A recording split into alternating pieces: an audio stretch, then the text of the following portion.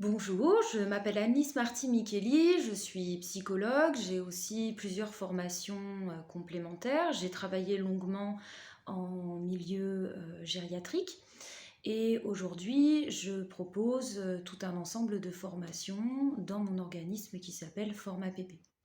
Aujourd'hui j'avais envie de vous parler de la formation sur les troubles psychocomportementaux. Donc c'est des troubles que l'on retrouve beaucoup en milieu hospitalier ou sanitaire et social. C'est aussi des troubles que nous pouvons retrouver à domicile, notamment chez des personnes âgées ou en situation de handicap, que ce soit un handicap mental suite à une déficience ou pour une maladie psychiatrique.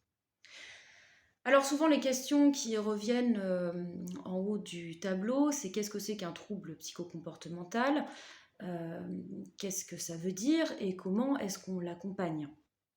Alors pour répondre à cette première question de manière assez simple et rapide, puisque tout cela sera approfondi pendant la session de formation sur les troubles psychocomportementaux. Un trouble psychocomportemental, c'est un comportement, une attitude qui vient trancher avec le comportement habituel d'une personne dans son quotidien. Cette attitude qui vient jurer un petit peu avec la norme de la personne arrive assez brutalement en général et va s'installer au fur et à mesure du temps. On ne peut pas parler de trouble psychocomportemental sur une ou deux journées. Il faut attendre plusieurs semaines, voire plusieurs mois avant vraiment de parler d'un trouble à part entière. Alors, il faut aussi faire extrêmement attention avec ce qu'on appelle un trouble psychocomportemental, dans le sens où il y a cette notion de norme, à savoir que chaque personne a sa propre norme de référence. Autrement dit, il y a la norme groupale, la norme de la société. Par exemple, je suis française. En France, on a un certain type de normes sociales qui sont, alors jusqu'à il y a peu, se faire la bise pour se dire bonjour, se serrer la main, euh, boire l'apéritif entre amis, voilà, enfin, tout un tas de choses. En général, les Français boivent du vin. Voilà, tout un système de référence qui est assez propre au groupe. À côté de ça, il y a aussi les normes qui nous concernent, nous, en tant qu'individus, à proprement parler. Autrement dit, je suis née dans une famille avec son propre référentiel, avec son propre système socio-culturel. J'ai été éduquée d'une certaine façon et j'ai évolué dans un milieu socio-culturel que j'ai moi-même développé avec le temps et qui répond à un référentiel qui m'appartient à moi. Autrement dit, ce qui est bien ou mal pour moi ne l'est pas forcément pour mon interlocuteur. Ce qui signifie qu'une personne que j'ai en face de moi va peut-être avoir une attitude qui me dérange, moi, parce qu'elle ne fait pas partie de mon système de référence, mais qui, pour elle, est tout à fait acceptable, parce qu'elle fait partie de son propre système de valeurs et de référence. Pour vous donner un exemple assez grossier, il y a des familles ou des personnes qui apprécient parler des uns et des autres en utilisant des surnoms. Dans d'autres situations, dans d'autres familles, ça ne se fait pas du tout.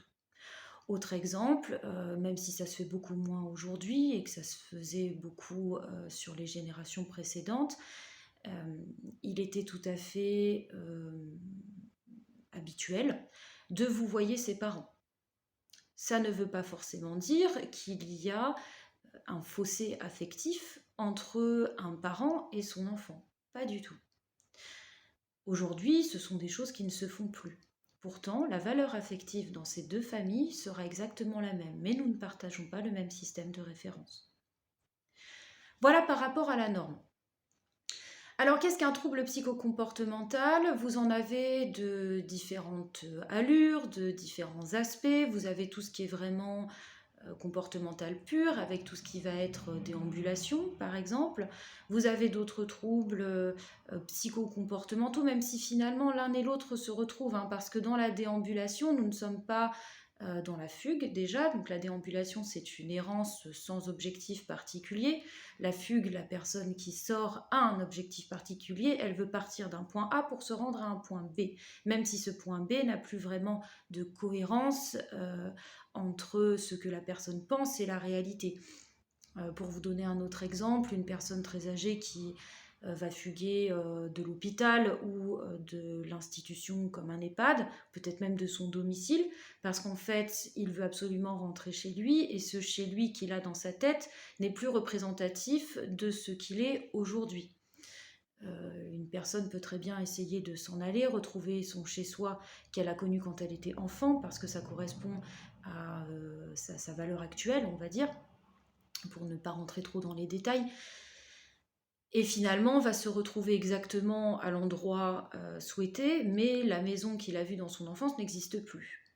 Voilà, par exemple, aujourd'hui. Alors donc vous avez tout ce qui est déambulation, vous avez aussi tout ce qui va être comportement d'opposition, d'agressivité, d'agitation. Vous avez tout ce qui va aussi relever de la régression.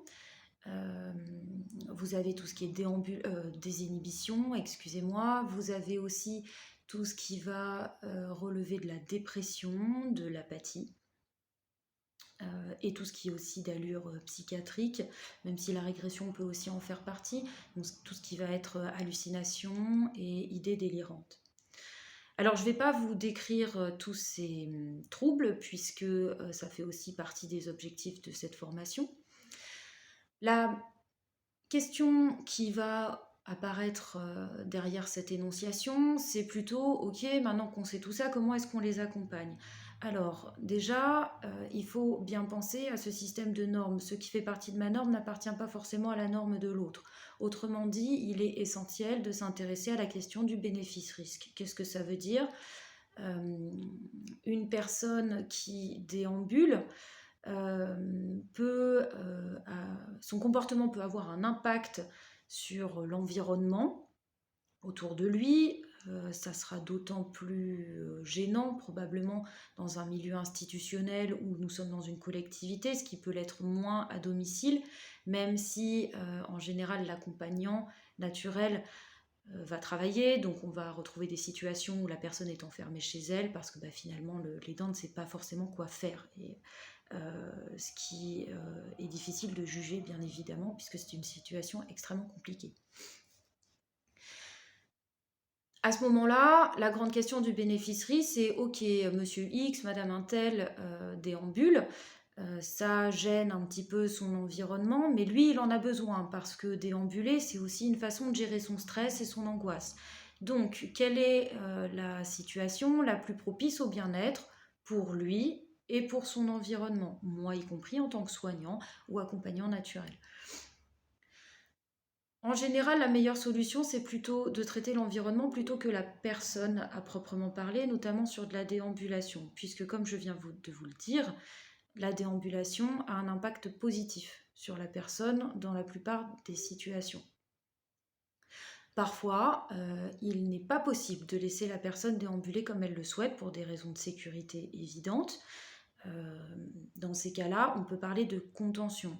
Ce sont des choses qu'il faut réfléchir extrêmement régulièrement, parce qu'une contention ne va pas régler le fond du problème. Elle va juste permettre d'atténuer une situation ingérable au moment T sur laquelle il va falloir travailler. Donc c'est une remédiation d'urgence, si vous voulez, mais qui n'est pas une fin en soi. D'où la notion du bénéfice-risque. Pour vous donner un exemple très concret sur une personne qui serait en fauteuil, par exemple, qui a besoin de se relever, qui n'a pas le droit à l'appui, comme on peut dire, donc des personnes qui sont cassées le col du fémur en général, va être donc contentionnée au fauteuil parce qu'elle n'a pas le droit de se lever pour des raisons médicales évidentes, mais qui finalement, même attachée, se relève de son fauteuil et du coup bascule en avant. C'est extrêmement dangereux. Donc à ce moment-là, quel est le bénéfice, quel est le risque pour la personne de poser le pied par terre? Alors bien sûr, il n'y a jamais de bonne ou de mauvaise réponse. On va réfléchir avec déontologie, avec éthique, à chaque questionnement qu'on va se poser. L'essentiel, c'est de se poser des questions, pas de trouver des solutions miracles, et de toujours réfléchir sans arrêt.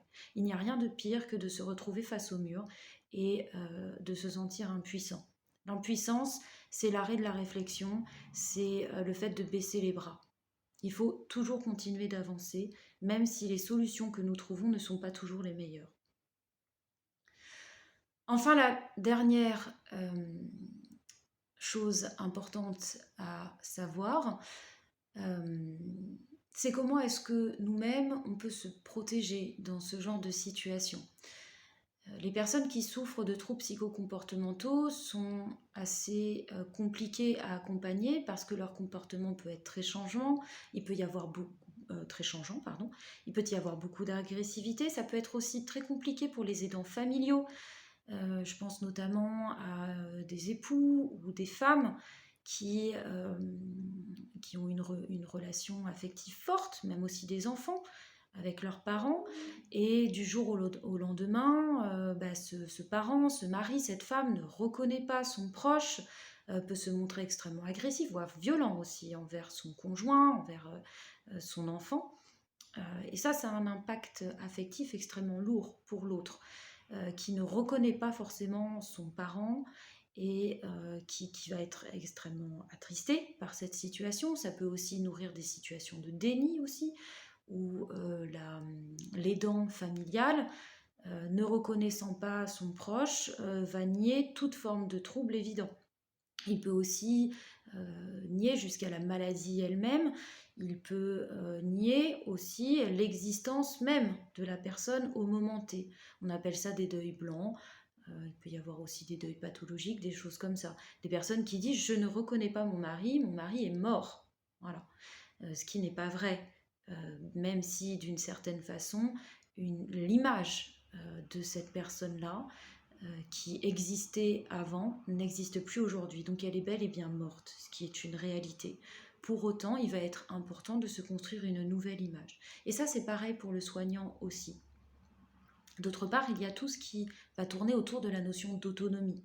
Alors, faites bien attention, il y a l'autonomie physique, qu'est-ce que l'autre peut faire, ne pas faire, mais il y a aussi l'autonomie intellectuelle et psychique. Qu'est-ce que l'autre peut penser, qu'est-ce qu'il peut et qu'est-ce qu'il a le droit de penser et de dire. Une personne en fin de vie, même alitée, peut encore être autonome sur certains aspects. Peut-être que c'est une personne qui va être encore en capacité d'exprimer des choix. Et ça, c'est extrêmement important à prendre en compte. Dans la notion d'autonomie, il y a aussi la notion de dépendance à l'autre. On n'est pas que dépendant par rapport à une pathologie ou un état général de santé. On est aussi dépendant de la personne qui nous accompagne. Et là, il est très important de faire très attention à cette notion de dépendance. Pour vous donner un autre exemple, il y a énormément de gens, notamment en France, qui boivent un verre de vin très régulièrement, peut-être même tous les jours. Ces gens-là, alors certains vont dire qu'ils sont alcooliques, d'autres non, aiment, ont besoin peut-être de ce verre d'alcool. Pour autant, ça n'a absolument aucun impact sur leur quotidien. Ce sont des gens qui vont pouvoir gérer leurs affaires de manière tout à fait appropriée.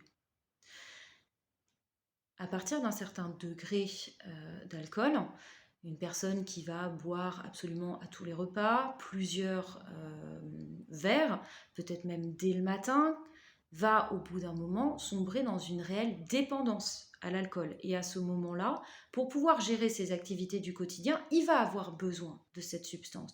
Et là, on n'est plus du tout dans le même système. Voilà, à peu près tout ce que je peux vous dire sur tous ces troubles. Alors bien évidemment, pour en savoir plus, je vous invite à vous inscrire à cette formation. Ce sera avec plaisir que j'animerai cette formation. Il est possible que je fasse aussi appel à des intervenants externes, bien que jusqu'à présent, je sois la formatrice principale. Voilà, et bien écoutez, au plaisir de vous rencontrer. J'espère que cette vidéo aura, si ce n'est suscité votre intérêt, peut-être répondu à certaines des questions que vous pouvez vous poser sur le sujet. Merci, à bientôt.